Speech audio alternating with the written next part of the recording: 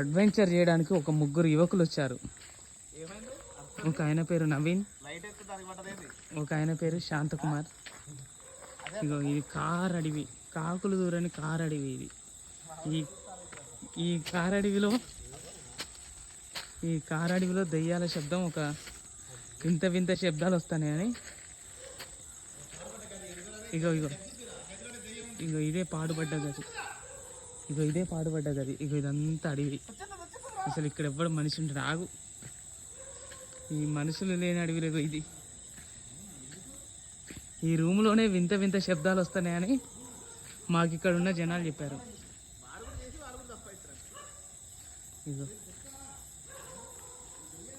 వింత వింత శబ్దాలు ఈ రూమ్లో నుంచి. ఈ రూమ్లో నుంచి